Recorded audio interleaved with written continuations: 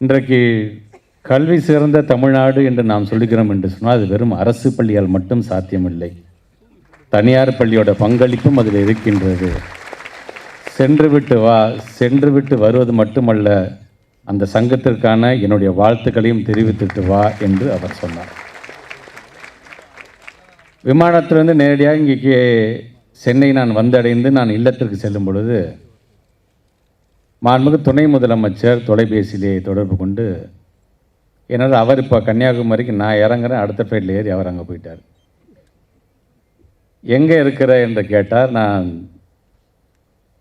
சென்னையில் இருக்கின்ற. சென்னையில் இருக்கிறியா? காலம்புற தூத்துக்குடியில் பார்த்தேன், அதுக்குள்ளே எப்போ சென்னைக்கு போனேன் அப்படின்னு சொன்ன பொழுது அவரிடமும் இதற்கான அந்த காரணத்தை சொல்லும்போது நாமளே மறந்தாலும் அவர் மறக்காமல் சொல்கிறார், நேரு ஸ்டேடியத்தோட அந்த நிகழ்ச்சி தான் இன்னும் என் கண்ணிலே நிழலாடிட்டு இருக்குது அப்படின்ட்டு சொன்னார். ஆக இன்றைக்கு ஒரு 2 ஆளுமைகள், 2 அட்மினிஸ்ட்ரேட்டர்ஸ் அவர்களுடைய வாழ்த்துக்களை பெற்று இந்த சங்கத்துக்கு நாங்கள் வந்திருக்கிறோம். சங்கம் நடத்துவது சாதாரண விஷயம் அல்ல. இந்த அரங்கத்தில் இவ்வளோ பேர் இருக்கணும், இவ்வளோ பேரும் எங்களை வாழ்த்தியவர்கள் மட்டுமா இருக்கீங்க, வாழ்த்தினவங்களும் இருக்கிறீங்க, வாரினவங்களும் இருக்கீங்க. ஆனால் எல்லாம் கடைசியில் பார்க்கும்பொழுது நம்முடைய மாணவ செல்வங்களுடைய எதிர்காலத்திற்காக நம்ம எல்லாம் ஒன்று சேர்ந்திருக்கின்றோம் என்று தான் நான் பார்க்கின்றேன். நீங்களாம் எப்படி ஒன்று சேர்ந்துருக்கீங்களோ உங்கள் கூட இப்போ அரசாங்கமும் ஒன்று சேர்ந்துருக்கு. அப்படி தான் நீங்கள் இதை பார்க்க வேண்டும். தனியார் பள்ளிகள் தனியாக யாரும் இல்லை, அரசாங்கம் கூட இருக்குது அப்படிங்கிறதுக்காக நாங்களும் வந்திருக்கிறோம். இங்கே பல்வேறு கோரிக்கைகள், அந்த கோரிக்கைகள் வைக்கும்போது தான் ஒவ்வொருத்தரும் ஒவ்வொரு விதமான கருத்து. தூத்துக்குடியை சார்ந்தவர் சொல்லும்போது சொன்னார், எங்கள் தூத்துக்குடியிலேருந்து வந்திருக்கிறீங்க, தூத்துக்குடி முத்தாக அது இருக்க வேண்டும் என்று சொன்னார். கிட்டத்தட்ட இப்போ எங்களை நம்பி நீங்கள் ஒரு 9 முத்தை கொடுத்துருக்கீங்க. ஆழ்கடலில் இறங்குறோம். ஆழ்கடலில் இறங்கி ஒரேடியாக 9 முத்தையும் எடுக்க போகிறோமா இல்லை ஒவ்வொரு முத்தையும் எடுக்க போகிறோமாங்கிறத போக போக கண்டிப்பாக எங்களுடைய செயல்பாட்டின் மூலமாக நீங்கள் தெரிந்து கொள்வீர்கள். தங்கமூர்த்தி அண்ணன் பேசும்பொழுது சொன்னார், அழகுக்குமார் இங்கே தான் இருக்கார், அரசகுமார் இங்கே தான் இருக்கிறாரு அப்படின்னு சொன்னார். நம்ம எல்லாம் ஒன்று சேர்ந்து அறிவுக்குமார்களை நாம் உருவாக்கி கொண்டிருக்கின்றோம். எஜுகேஷன் என்று வரும்பொழுது தனியார் பள்ளிகள் சார்ந்திருக்கின்ற இது கமர்ஷியல் பார்ட் இருக்கும், பிஸ்னஸ் இருக்கும். ஒரு ஸ்கூல் நடத்துகிறது சாதாரண விஷயம், நடத்தி தான் ஆக வேண்டும். அதில் ப்ராஃபிட் அண்ட் லாஸ் இருக்கும், எல்லாம் இருக்கும், இல்லை என்று சொல்லவில்லை. ஆனால் அதெல்லாம் கடந்து ஒரு புதிய சமுதாயத்தை உருவாக்க வேண்டும் அந்த டெடிக்கேஷன் இருக்குது பார்த்தீங்கன்னா, நம்மள அறியாமல் நம்ம மனசில் இங்கேயோ ஒரு இடத்துல இருந்துக்கிட்டே இருக்குது. அதனால தான் நாம் இதில் இறங்க வேண்டும் எனக்கு அந்த எண்ணம் உங்களுக்கு வர்றதுக்கு காரணம்னு பார்த்தீங்கன்னா, இந்த சொசைட்டி மேலே நீங்கள் வைத்திருக்கின்ற ஒரு நம்பிக்கை.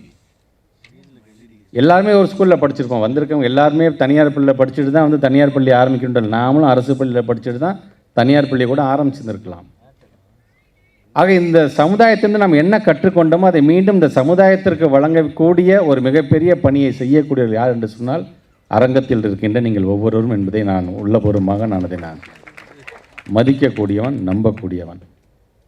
இந்த தனியார் அப்படிங்கிறது இன்றைக்கி நேற்று வந்ததில்லை. இதெல்லாம் அந்த காலத்தில் இந்த மேல்நாட்டு கல்வி வரலான்னு ஒரு புத்தகத்தை நான் பெறட்டும் பொழுது தான் இந்த தனியாருடைய பங்கு என்பது இந்த உலக அளவில் அது பழமை வாய்ந்த, அது ஏத்தன்ஸ் நகர்லேருந்து நான் சொல்கிறேன். நான் தனியார் ஒரு வீட்டில் இருந்து பள்ளிக்கூடம் நடத்தி அங்கே பிள்ளைங்களை போய் சேர்த்ததுலேருந்து நான் சொல்கிறேன். நான் ரோம் அரசாங்கமாக இருந்தாலும் சரி, இப்படி தனியாருடைய பங்கு என்பது பள்ளியில் மட்டுமல்ல, ஆதரவற்றோர் குழந்தைகளுக்கான ஆதரவற்றோர் காப்பகத்தை உருவாக்கி அமெரிக்கா 1729 ஆரம்பித்ததுலேருந்து 1800s ஆரம்பித்ததுலேருந்து எல்லாம் பார்த்திங்கன்னா இந்த தனியார் அதுக்கப்புறம் தான் அரசாங்கமே அதை ஃபாலோவே பண்ணியிருக்கிறாங்க. ஸோ இந்த வரலாறெல்லாம் பார்க்கும்பொழுது இது உலகத்தில் மட்டும் இல்லை, தமிழ்நாட்டிலும் இன்றைக்கு இந்த கல்விக்கான இந்த பங்கு என்று வரும்பொழுது நீங்கள் ஒரு தீர்மானம் போட்டிருக்கீங்க பார்த்தீங்கன்னா, ஒரு 500 அரசு பள்ளிகள் எடுத்து அதுக்கு எங்களுடைய பங்களிப்பு முதல்ல அதில் என்னுடைய நன்றியை ஒரு பள்ளிக்கல்வித்துறை அமைச்சராக தெரிவிக்க நான் கடமைப்பட்டிருக்கின்றேன். அந்த சிஎஸ்ஆர் ஆக்டிவிட்டி நாங்கள் பார்த்துக்கிறோம். பக்கத்தில் ஏதாச்சும் அரசு பள்ளி இருந்துச்சுன்னா எங்களுடைய வசதி வாய்ப்பை வந்து அவங்க பார்க்கட்டும், எங்களால் முடிந்ததை நாங்கள் செய்கிறோம் என்று சொல்கிறீங்க பார்த்தீங்களா, அதற்கே உள்ளபடியே ஹேட்ஸ் ஆஃப் டு யூ. இது நான் பல நேரங்களில் பல பள்ளிக்கூடங்களுக்கு நான் போகும்போது நீங்கள் கூட சொன்னாங்க 234 ஸ்கூலுக்கும் போயிருக்கீங்க, எங்கள் ஸ்கூலுக்கு வாங்கன்னு நீங்கள் கூட சொன்னீங்க. இந்த 234 தொகுதியிலையும் நான் உங்களுடைய மெட்ரிகுலேஷன் ஸ்கூலுக்கு வந்திருக்கேன், ஆங்கிலோ இண்டியனுக்கு வந்திருக்கேன், ஏன் ஐபி போர்டுக்கும் போயிருக்கேன், இன்டர்நேஷ்னல். ஏன் என்று சொன்னால் நம்மளுடைய ஸ்டேட்டில் இருக்கின்ற கிட்டத்தட்ட 1,23,00,000 பிள்ளைங்களுக்கு நாங்கள் தான் பாதுகாப்பாக இருக்க வேண்டும். நாம் அனைவரும் சேர்ந்து தான் இருக்க வேண்டும். அந்த வசதி வாய்ப்புகள் எப்படி இருக்கின்றது, அவர்கள் அதை எப்படி நடத்துகிறார்கள் என்பதை உள்வாங்கியவனாகத்தான் நானும் இன்றைக்கு அங்கெல்லாம் போயிட்டு வந்திருக்கேங்கிறதுக்காக இதை நான் பதிவு செய்கின்றேன். ஆக இன்றைக்கு நம்முடைய மாண்புமிகு தமிழ்நாட்டுடைய முதலமைச்சர் இன்றைக்கு பல விஷயங்கள் நீங்களாம் சொல்லியிருப்பீங்க. ப்ரைவேட்டுக்குன்னு தனியாக ஒரு இயக்குநரகம் கொண்டு வந்ததுலேருந்து நம்ம படிப்படியான எப்படி ஒரு அங்கீகாரம், ஒரு தனியார் பள்ளிக்கு வெறும் அங்கீகாரம் மட்டும்தான் கொடுக்குறோமா நடத்துறதுக்கு, அந்த சாதனையும் அங்கீகரிக்கிறோம் இல்லையா, அதுவும் நம்முடைய தமிழ்நாட்டு முதலமைச்சர் அவர் எங்களுக்கு சொன்ன ஒரு வழிகாட்டுதல் தான். இன்னும் பெருமையோடு சொல்வேன், பெற்றோர் ஆசிரியர் கழகம் ஒரு மிகப்பெரிய ஒரு மாநாடை நடத்தணும். இன்னும் விருதாச்சலம் மாநாடு மட்டும்தான் பாக்கி இருக்கு. நீ காலம்புல கூட நம்முடைய முதலமைச்சருடைய தனி செயலாளர்கள் எடுத்து சொல்லியிருக்கிறேன். எப்படியாச்சும் எனக்கு பிப்ரவரி மாதத்தில் 2 தேதி வாங்கி கொடுங்க, தமிழ்நாட்டுடைய முதலமைச்சர் அதில் கலந்து கொள்ள வேண்டும் என்கின்ற அந்த கோரிக்கையை நாங்கள் வைத்திருக்கின்றோம். ஆக அந்த மாநாடு வெற்றிகரமாக நடைபெறுவதற்கு யார் திரும்ப காரணம்? தனியார் பள்ளியை சார்ந்திருக்க நீங்கள் தான்.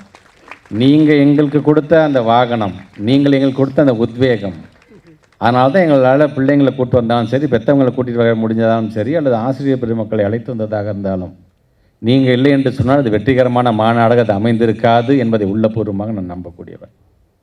நீ கோரிக்கையெல்லாம் நான் பல கோரிக்கை வச்சுருக்கேன். ஏற்கனவே மேடம்கிட்ட பேசியிருக்கேன். மேடம்கிட்ட பேசுறதுக்கு முன்னாடி நான் தூத்துக்குடியில் விமான நிலையத்துக்கு ஏறுறதுக்கு முன்னாடி முத்துக்குமார்ட்ட முதல்ல அந்த கோரிக்கையை அமுச்சு விடுன்னு சொன்னேன். அரசகுமார்ட்ட மூலமாக அந்த கோரிக்கை அமைச்சு அதை உடனடியாக சீஃப் செக்ரட்டரிக்கு அமைச்சு உங்களுடைய வியூ எனக்கு சொல்லுங்கள், நான் நைட்டு உங்களை திருப்பி கன்னியாகுமரியில் பார்க்குறேன் என்று சொல்லிவிட்டு நான் வந்திருக்கின்றேன்.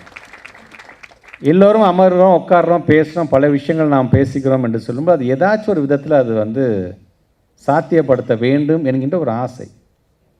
நாங்கள் கோரிக்கை வச்சோம்ப்பா, அமைச்சர் கலந்துக்கிட்டாருப்பா, எல்லா கோரிக்கையும் நிறைவேற்றி தந்தாருப்பா, இந்த மாதிரி ஒரு அமைச்சர் நான் பார்த்ததே இல்லைப்பான்னு பேர் எனக்கு மட்டும் வாங்கின ஆசை இல்லையா என்ன?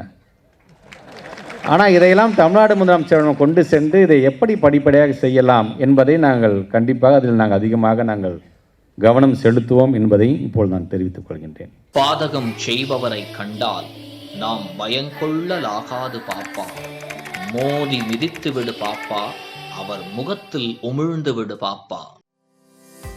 அண்மை செய்திகளை உடனுக்குடன் தெரிந்து கொள்ள இணைந்திருங்கள் இயம்நாடு தொலைக்காட்சியுடன்.